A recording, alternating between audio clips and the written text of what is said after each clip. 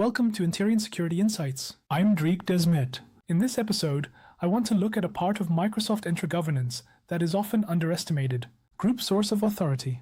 It sounds technical. It sounds like synchronization. It sounds like migration. But in practice, it is a governance issue.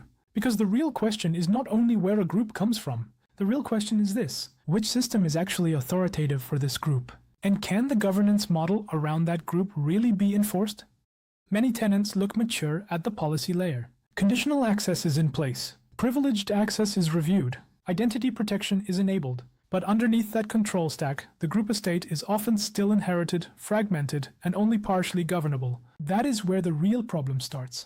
Groups are not peripheral objects in Microsoft Entra. They sit underneath access assignments, administrative delegation, collaboration boundaries, entitlement models, and exception handling across the tenant. So when the group estate is inconsistent, the impact is not cosmetic. Ownership becomes blurred. Lifecycle assumptions become weak. Access reviews lose credibility. And auditability starts to depend on objects that are only partially governable. That is why group source of authority matters.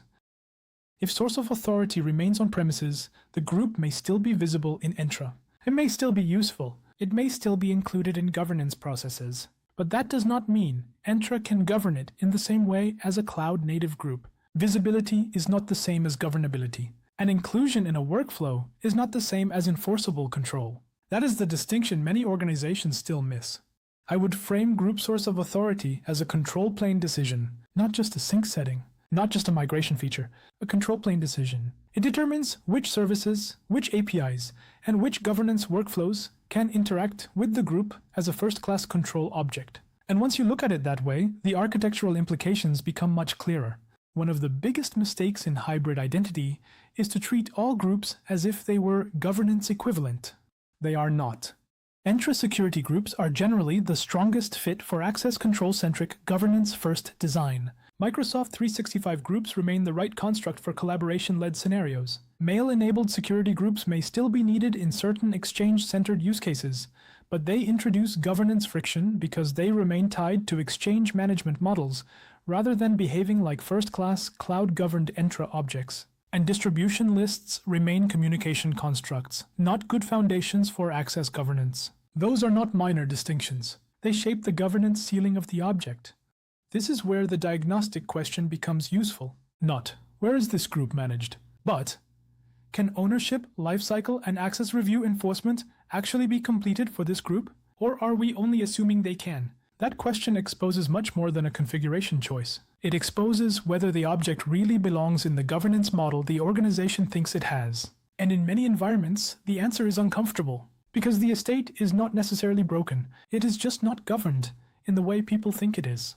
A practical way to assess this is with 4 short questions. First, what is this group actually for? Access control, collaboration, messaging, or a legacy dependency? Second, which governance properties does it need to support? Ownership, reviewability, lifecycle control, delegated administration, or self-service? Third, is a legacy or exchange-tied construct still genuinely justified? And if it is that exception documented and actively governed? And fourth, where does right authority actually sit? Not where people assume it sits. Where it actually sits. Those 4 questions are often enough to show whether a group estate was designed deliberately or simply inherited over time.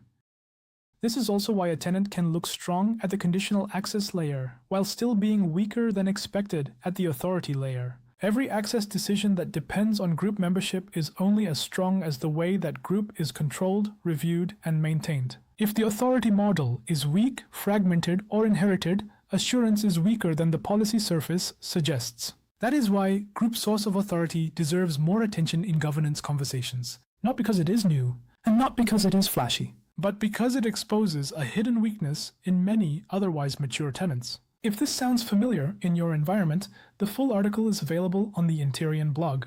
You will find the link in the description. And if you work with Microsoft Entra identity governance or hybrid control design, feel free to connect with me on LinkedIn. Thanks for watching. Until next time.